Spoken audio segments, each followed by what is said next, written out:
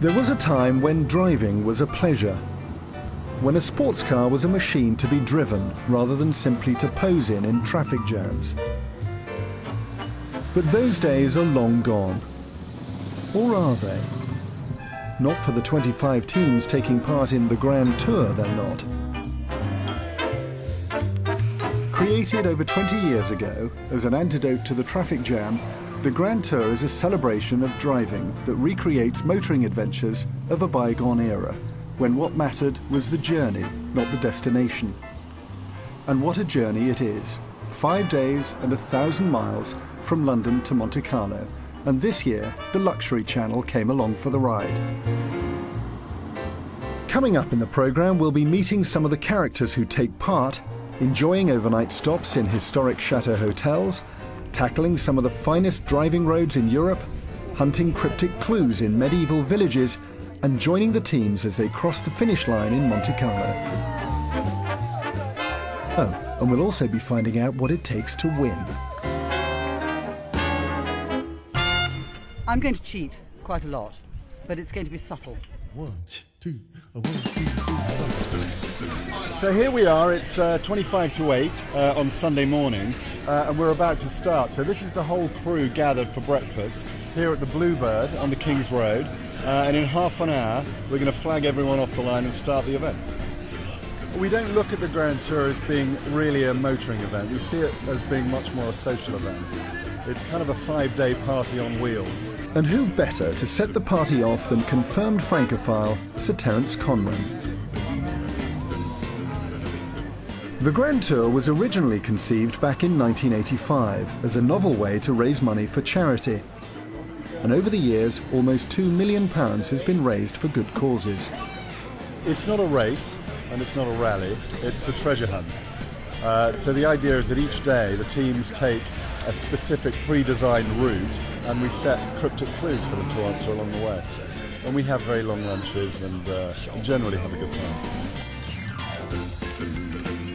By definition, anyone taking part in this madcap event is likely to be one wheel short of a tricycle, and this year is no exception.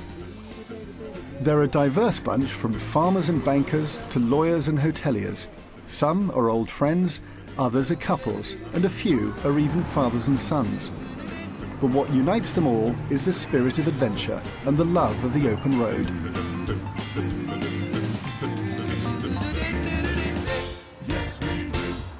The first leg is from London to Dover, and along the way the teams must answer a series of brain teasers and general knowledge questions, although in truth these are usually answered by more intelligent friends at the other end of a telephone. But by the time they arrive at the ferry terminal, the controversy has already begun. Here we go. Marvellous. The clues sheet today was quite interesting. There's been a bit of a dispute and some official complaints have gone in about one of them, which was what is the largest roundabout in Europe? And apparently lots of people have written the Arc de Triomphe, which we think might be right, but then if you go on different websites it says things like reputedly it's a roundabout in Stirling, or allegedly it's a roundabout in Wales. So complaints have gone in as to, you can't keep saying reputedly, and it's got to be the definitive, what is the largest roundabout? I'm going to cheat quite a lot, but it's going to be subtle. The ferry journey to Boulogne gives the old hands a chance to suss out the competition, the Romeos to identify the Juliets, and the first-timers to wonder what exactly they've let themselves in for. Every morning, the teams are issued with a sheet. On one side are their turn-by-turn directions to the hotel, and on the other are 4 or 5 cryptic clues, the answers to which will be found somewhere along the route. Each question is worth between 5 and 25 points, and the team that's earned the most number of points over the 5 days is the winner. Collusion, bribery and chicanery are all actively encouraged.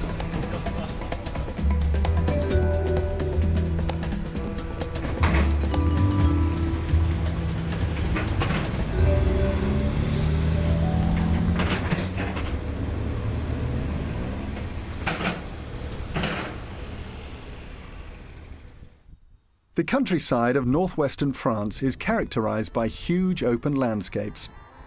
And from the port of Boulogne, this year's route takes us due south across the vast farmlands of Picardy and Normandy.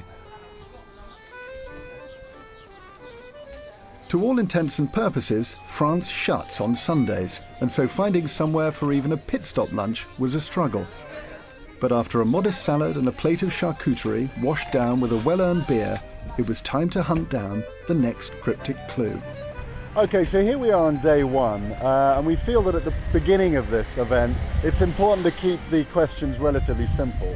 So I'm going to tell you the answer to this. The question is, which sailor will greet you on the road between Dieppe and Paris?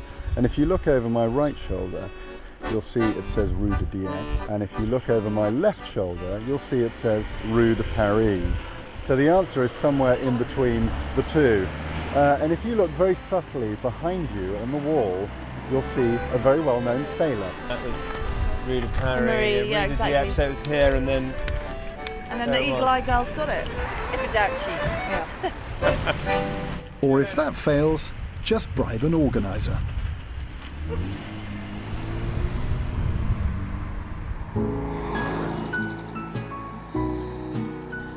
The Abbaye de Cernay, set in the magnificent forest of Rambouillet, just 30 miles from Paris, is the quintessential Grand Tour hotel.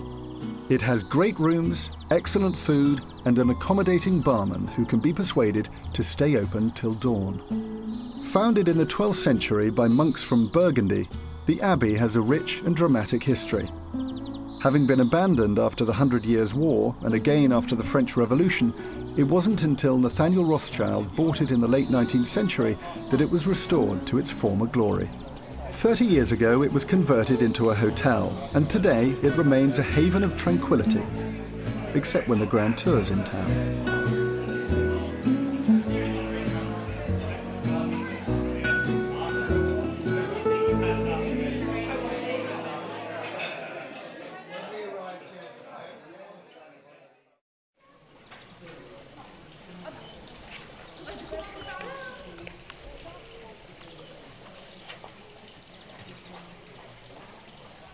Every day starts with the driver's briefing, when the bleary-eyed competitors, generally the worse for wear after a night spent trawling the wine cellar, pretend to listen while Jeremy, the event's creator and spiritual headmaster, reminds us of the importance of sun cream and safe driving. Okay, the clues are here. Somewhere in this chateau is a bundle of pork. And after a remedial coffee and a cursory glance at the day's unfathomable clues, it's time to hit the road.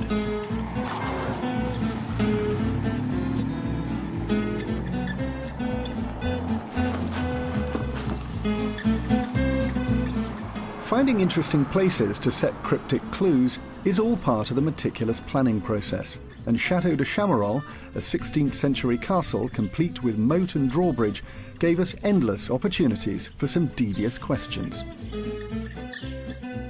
The chateau is most famous for its fabulous perfume museum, which traces the history of perfume over the past 500 years. But it's also home to a lovingly restored Renaissance garden. We're here at this fabulous Chateau de Chamarolles, where we've got 3 questions for everyone.